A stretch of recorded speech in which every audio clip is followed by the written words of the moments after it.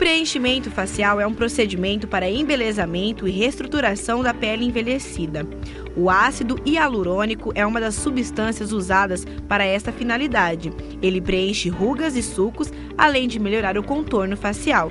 Pode também ser utilizado para aumentar os volumes dos lábios. Saber como aumentar o bumbum é desejo de diversas mulheres. Não é à toa que procedimentos cirúrgicos com esse objetivo estão sendo cada vez mais realizados. Além de aumentar o volume, essas cirurgias plásticas proporcionam melhor aparência e contorno ou simplesmente remodelam o formato.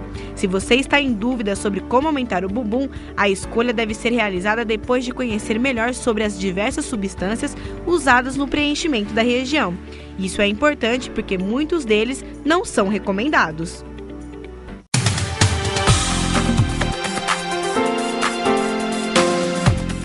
Eu gostaria de agradecer a presença do Dr. Eudes aqui no nosso estúdio. O Eudes, que é cirurgião plástico, e vai poder falar um pouco mais sobre essa parte estética tão importante para alguns pacientes, para algumas pessoas, mas que é importante você saber o que é o correto.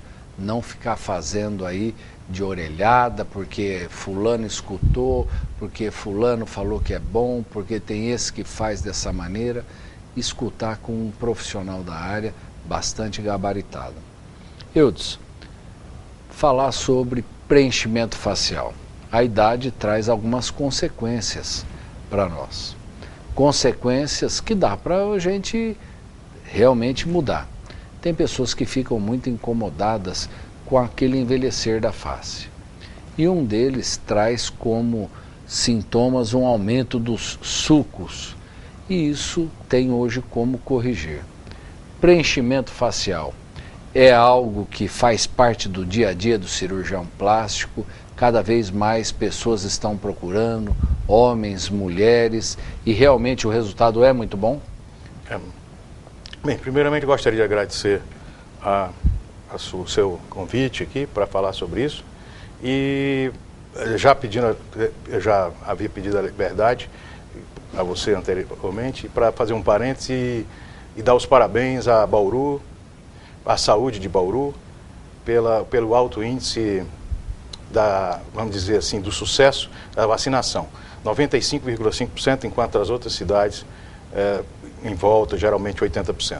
Então, de parabéns à Secretaria, à APM, à imprensa por ter divulgado e os Rotary Clubes com o seu voluntariado. Então, muito obrigado por essa oportunidade de agradecer. Bem, como a sua pergunta, então, hoje em dia é quase uma rotina no consultório de cirurgião plástico e do dermatologista os preenchimentos. Eles são uma forma menos agressiva de corrigir os efeitos do tempo. Menos agressiva por quê? Porque você realmente não está cortando, você não está levando o paciente para um centro cirúrgico, nem submetendo anestesia geral. Você está preenchendo aquelas pequenas rugas, aqueles sinais de envelhecimento, e rugas de expressão você corrige com o tal da toxina botulínica. E o preenchimento é como se fosse uma massa corrida, que você vai preencher os sulcos com uma substância que hoje em dia é conhecida como ácido hialurônico. Esse ácido hialurônico é absorvido pelo nosso organismo? Fica ali para o resto da vida? Como que é isso? Primeiro, ele faz parte do nosso organismo. Normalmente nós temos ácido hialurônico nas articulações, no líquido sinovial, dentro do olho, no humor vítreo, né, no humor. Existe ácido hialurônico e principalmente na pele. Esse ácido hialurônico, com o tempo ele vai diminuindo e aí sim as pequenas rugas vão se mostrando. E aí o homem sintetizou em animais, conseguiu pegar de animais, geralmente é do salmão, esse ácido hialurônico para infiltrar, para preencher esses pequenos sulcos. E hoje em dia existe uma coisa que eu vou falar ao longo do programa, mas que o ácido hialurônico vamos dizer, proporciona melhores resultados do que somente preenchimento dessas rugas superficiais. Qual profissional está habilitado a fazer isso? Hoje a gente escuta falar que até mesmo o dentista pode fazer isso? Bem, Você tocou numa questão muito delicada, mas é o seguinte, o correto é cirurgião plástico e dermatologista. Os dentistas, entendeu? Aí alguns otorrinos também estão se metendo a fazer isso, mas dentista parece que está havendo uma, vamos dizer assim, uma intriga, não, vamos dizer, uma questão judicial entre a Sociedade Brasileira de Cirurgia Plástica e a Sociedade Brasileira de Odontologia. E eu acredito que hoje não seja ético se colocar como dentista. Certo. Não só na parte ética, mas um profissional habilitado seria o médico, no caso, o cirurgião plástico e o dermatologista. Sim. São certo? Os dois mais indicados. Mais indicados e habilitados a fazer esse tipo de procedimento. Com relação a essas aplicações, quais são as áreas da face que vocês mais fazem essas aplicações do ácido hialurônico e também do Botox? O Botox geralmente é nessas rugas de expressão. Porque o Botox, na realidade, ele é a toxina botulínica. Botox é um nome de fábrica que a gente já pegou tanto como Gillette para lâmina de barbear. Então, toxina botulínica, ela é feita exatamente para paralisar a musculatura. Então, você paralisa a musculatura e deixa de movimentar a testa, por exemplo, a região frontal, e aquela ruga desaparece. Esse é um mecanismo. Vamos dizer, a toxina botulínica, ela é um veneno. Inclusive, as pessoas morrem de botulismo quando comem um alimento estragado. Só que essa dose que se aplica é 50 vezes menor do que a dose letal. Lógico, senão não tinha sentido. Então, o sujeito morre quando ele come uma coisa estragada, vamos dizer. Ele morre por paralisia da musculatura da respiração. Ele morre sem respirar. E ele paralisa, essa que nós aplicamos nessa musculatura, ele paralisa aquelas e que dão aquelas rugas de expressão. Já o ácido hialurônico, ele não tem nada a ver com o Botox, ele é preenchedor. Ele imagina que está fundo, você preenche, isso levanta. Mas não é só pelo efeito preenchedor, adivinha? Ele recolhe água da periferia. Então ele hidrata, além dele, vamos dizer, dele preencher fisicamente, você coloca 1 ml em cada suco, ou 2 no máximo em cada suco, é coisa mínima. E ele puxa a água da periferia em volta, quer dizer, nos outros dias, e aquilo vai, vamos dizer, nivela. Certo. Existe alguma contraindicação tanto para o Botox como para o preenchimento com ácido hialurônico? E qual é a idade que se inicia a fazer isso? Bem, a idade geralmente, quando aparecem as primeiras rugas de expressão, as pessoas, hoje em dia cada vez mais jovens, né, vão ao consultório, principalmente depois de cirurgia bariátrica, que elas perderam peso, vamos dizer, muito repentinamente e demasiadamente. Então elas vêm, jovens de 28, 30 anos, já começam a querer botar o Botox. E também o ácido hialurônico. A contraindicação é a pessoa que tem alergia ao ácido hialurônico. Como? Alergia ao ácido hialurônico, se ela tem no corpo dela? Sim, mas esse ácido hialurônico é produzido em animais. Então ela pode ter vamos dizer, uma alergia àquela proteína ou daquele animal. Doutor, quanto tempo depois tem que repetir isso daí? Hoje em dia se diz que temos ácido hialurônico até, em média, 18 meses. Mas tem outros que estão durando, segundo eu fui agora no congresso há pouco tempo, existem uns produtos aí que são, é lógico que são mais caros, são ácido hialurônico de cadeia mais complexa e eles duram até 3 anos. Certo, e o Botox? 6 meses no máximo, aí depois vai diminuindo, porque o organismo vai criando mecanismos de, vamos dizer, ultrapassar esse bloqueio da placa,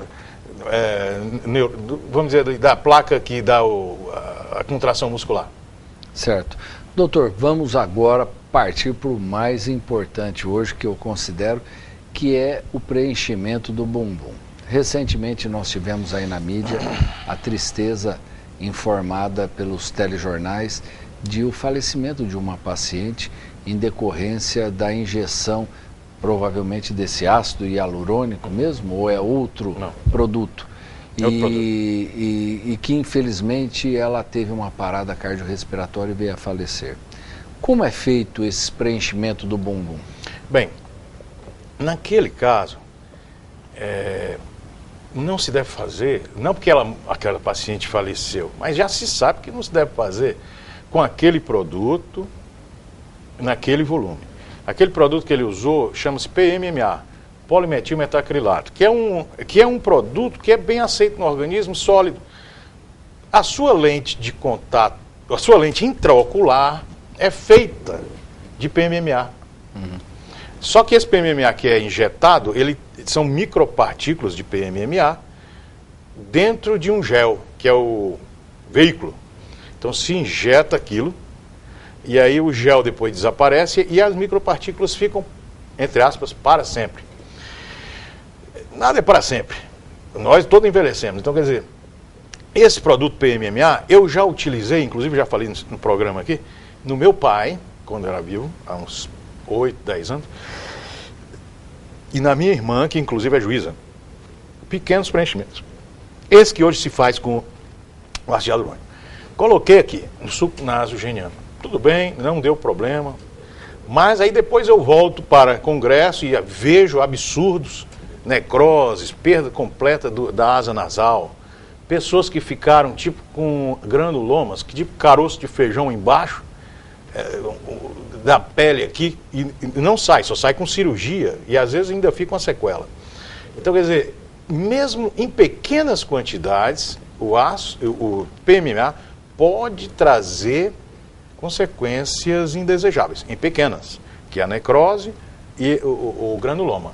E eu vi também no congresso que fizeram injeções de ácido de PMMA em ratos, depois sacrificaram o rato, 2 ou 3 meses depois, cortaram o fígado dele, colocaram no microscópio e o fígado estava todo preenchido com ácido hialurônico, com PMMA, desculpa, polimetilmetacrilato. Então, quer dizer, depois que eu vi isso, eu até joguei fora, eu tinha comprado no congresso, né, nesses que vendem, esses laboratórios, e eu tive que jogar fora. Me desfiz de todo o material, porque eu não ia mais pôr em risco a vida de ninguém. Se acontece um caso, eu estou com a carreira perdida, porque já vi em congresso, ainda fui fazer. Então, isso faz uns 10 anos, em pequenas quantidades. Agora, o tal do Dr. Bumbum, ele colocou 300 ml, se não me engano, não, 150 ml em cada região glútea. E o que aconteceu ali? Houve uma perfuração da veia glútea. Como é que eu sei disso?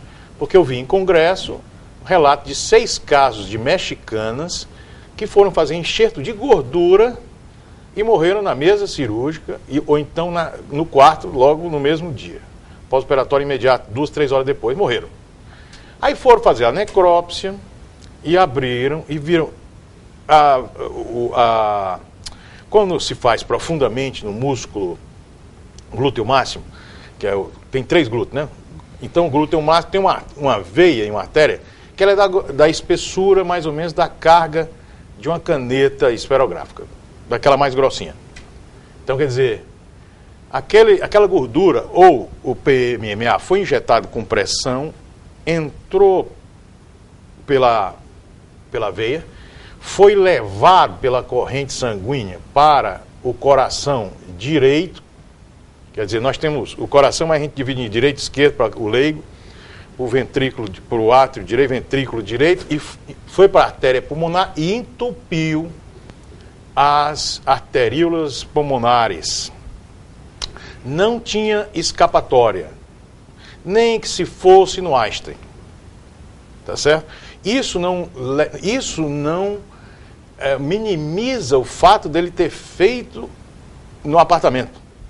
Mas é só para todo mundo saber que ela poderia ter feito no Einstein e ter ali uma equipe de cirurgia cardíaca, desculpem, que não tinha infelizmente, jeito nesse caso aí. E hoje é proibido se fazer até injeção de gordura, que é uma coisa da própria paciente, profundamente. Então, o preenchimento de bumbum hoje deve ser feito como? Injeção de gordura superficial, que não atinjam o glúteo, ou o mais, vamos dizer, indicado mesmo, o implante, que seria a prótese, o nome correto é implante de silicone, que é uma prótese parecida com a prótese mamária, mas só que mais resistente e que tem uma forma mais de gota. Então se coloca essa prótese, esse implante, dentro ou debaixo do músculo, desse tal músculo aí que eu falei, se coloca ela por baixo dele, não pode se colocar ela sobre, não pode colocar a prótese superficial, senão ela fica dançando, ela cai igual uma gota. Então você tem que colocar ela debaixo do músculo. E existem cirurgiões muito bem tarimbados nessa técnica.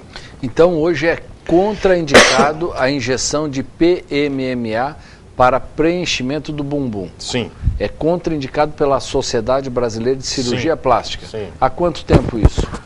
Isso já deve fazer uns 8 a 10 anos, preenchimento profundo na região glútea. E de gordura é agora, vamos dizer, há uns 5, 6 anos que se começou a mostrar. Graças a Deus, no Brasil, eu não tenho nenhum relato de casos que aconteceram. Agora, 6 casos no México. Eu assisti num congresso em São Paulo, e eu acho que é por isso que a gente vai para congresso, para a gente ver essas coisas. Esses outros não vão para congresso. E o que aconteceu com esse? Não vai para congresso. Ele vê o negócio, o cara vende e tal, pá, então vamos fazer. Dá certo em 99, acontece, pronto, acabou. Então, quer dizer, como eu falei no programa anterior, fatalidade, Deus me livre e guarde, acontece com qualquer um. Mas imperícia não. Aí a gente tem que ter, entendeu? Certo. No caso, a Sociedade Brasileira de Cirurgia Plástica é bastante rigorosa com os seus associados. Sim. Ou seja, o indivíduo hoje, para fazer parte dessa sociedade brasileira, ele tem que fazer 2 anos de cirurgia geral, 2 a 3 anos de cirurgia plástica e ainda assim prestar uma prova Sim. que o habilite a colocar ele neste rol de profissionais ditos cirurgiões plásticos. Certo. E mesmo assim, esse rapaz que fez essa cirurgia aí do preenchimento do bumbum, era um cirurgião plástico verdadeiro? Não. Ele fez, que eu saiba, eu descobri sem nenhuma intenção, não fui procurar, mas por acaso ele serviu o exército. Terminou a medicina e você muitas vezes é obrigado a fazer 1 ano ou 2 no exército. Então ele terminou o exército e aí já saiu para praticar. Fez cursinhos de final de semana. É o que está tendo muito hoje em dia, são cursinhos de final de semana para você aprender a fazer uma cirurgia de pálpebra, como se fosse uma coisa simples. Você nunca viu uma complicação, então você acha que opa, é tão fácil tirar a pele, realmente você olha assim, opa, entendeu? Para operar a orelha, né, fazer lipo, coisa desse tipo. Então tem aqueles, e em preenchimento. Os preenchimentos são os mais banais, porque é fácil, você pegar uma seringa, até qualquer um, não médico, são metidos a fazer. Não estou nem falando só em dentista, estou falando em fisioterapeuta, enfermagem e tal, que pega ali, opa, é fácil demais, olha aí, enche, pá, pá, bateu, levantou, pronto, tá bom. Certo. E ele se portava ou falava que era um cirurgião plástico? Não, nunca foi. Teria que ter feito 2 anos de cirurgia geral, que eu acredito que ele não fez, ele entrou direto, ele foi, terminou a medicina, foi fazer prestar coisa, e depois foi para praticar. Isso acontece, não é pouco no Brasil, infelizmente. Como a população vai saber se esse indivíduo é um cirurgião plástico ou não? Ele está falando que ele é. Mas é só entrar no site da Sociedade Brasileira de Cirurgia Plástica. Entrou no site da Sociedade Brasileira de Cirurgia Plástica, vai estar lá, Dr. Eudes. Sim. E os outros doutores aqui de Bauru. Entendi. Não estando nesse site, não é impossível ele fazer parte da sociedade. Não é. Ele se diz cirurgião plástico. É fácil. Eu posso dizer que eu sou neurocirurgião, mas não sou. Doutor, hoje é bastante procurado esse procedimento de preenchimento do bumbum? Não é só o preenchimento, elas querem o aumento. Então o aumento vai para implante, né? Às vezes você faz um preenchimento, como eu falei, com gordura superficial. Certo. E o preenchimento o senhor faz com uma frequência boa? Com gordura? Sim. Não com gordura. Esse implante do... O implante? Não. O implante não. O implante eu mando para alguém, eu particularmente não faço implante. É uma das únicas cirurgias estéticas que eu não faço. É o implante glúteo.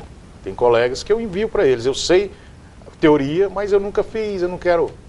Entendeu? Eu não me sinto... Eu só faço aquilo que eu tenho segurança. Certo. Você não se sente à vontade fazendo, não. Você acaba pedindo para que outro colega faça. Sim. E o resultado? Você vê o resultado bom? Sim, são bons resultados. São bons resultados. Não é aquilo também, não espere milagre, mas realmente apresentam bons resultados. E às vezes você não precisa nem fazer implante de silicone. Se você fizer uma lipoaspiração nos culotes e no suco subglúteo, você dá uma projeção maior naquela nádega, naquela região glútea. Isso eu tenho feito bastante. Certo. Eu gostaria de fazer uma outra pergunta. A gente escuta falar com uma frequência muito grande a cirurgia plástica pós-bariátrica. Esta cirurgia plástica pós-bariátrica tem sido paga até mesmo pelos convênios. Os convênios estão realmente tendo que pagar esse tipo de cirurgia. Cresceu demais. Isso hoje é tido já como uma subespecialidade dentro da cirurgia plástica? Está quase... Tem muita gente que se dedica a isso, né? Então praticamente tem cirurgiões que o volume dele aumentou muito, então eles acham que ele só faz isso. Mas não chegou ainda a ser uma subespecialidade. Quanto aos convênios, eles pagam somente se a paciente apresentar algumas, vamos dizer, pré-requisitos. Não é assim, opa, fiz bariátrica, agora eu quero a barriga. Não. Ela tem que apresentar, às vezes, assadura, ou então uma hérnia, para que o convênio chegue e diga, não, é reparadora, classificá-la como reparadora. Eu já pedi, solicitei cirurgia pós-bariátrica, ou seja, abdômen depois de uma bariátrica, e o convênio negou. Eu fiquei meio indignado, mas não é estética, porque ela não apresentava essas duas características. Certo. Até mesmo nesses casos... A mama, por exemplo, eles não querem, eles acham que é estética, o convênio, né? Mas a gente tem feito algumas coisas assim, tipo, tem lutado para conseguir, né? Certo. Doutor, eu acho que nós falamos aí sobre o botox, preenchimento e também com essa relação aí do bumbum, que é o preenchimento com polimetilmetacrilato, que já está realmente proscrito há mais de 8 anos pela Sociedade Brasileira de Cirurgia Plástica, e os implantes de próteses abaixo do músculo. O senhor gostaria de falar mais alguma coisa? Bem, eu gostaria de agradecer, né, aqui a oportunidade de trazer um pouco mais à luz os problemas, né, e vamos dizer, tirar as dúvidas do pessoal sobre essas questões e ficar à disposição de vocês para qualquer outra, vamos dizer, polêmica que surja. Certo. Eu gostaria mais uma vez de agradecer a presença do Dr. Eudes aqui no nosso estúdio. Tenho certeza que se o nosso telespectador tiver mais alguma pergunta acerca desse assunto, ele terá o maior prazer em respondê-las. Já fica aqui mais um convite para que o Eudes volte aqui mais vezes na TV, falar de outros assuntos aí de plástica de mama, plástica de abdômen, que realmente é interessante aí, os nossos telespectadores estão sempre pedindo. A vocês que nos assistiram, muito obrigado. E fica aqui o convite para que na semana que vem estejamos juntos aqui para mais um Prevê Saúde. Tchau.